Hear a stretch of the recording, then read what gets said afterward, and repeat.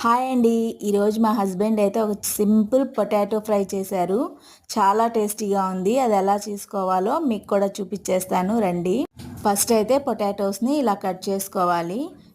మేమైతే cutter use చేసామండి.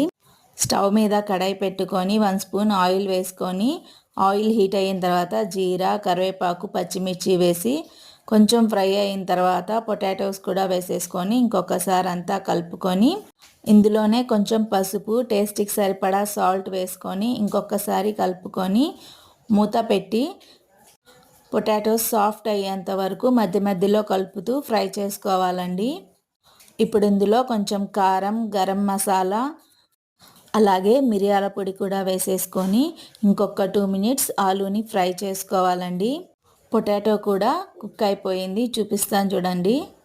Taste అయితే చాలా బాగుందండి. మీరు కూడా తప్పకుండా ట్రై చేయండి. మరి వీడియోకి చిన్న లైక్ ఇచ్చి మర్చిపోకుండా సబ్స్క్రైబ్ చేసుకోండి.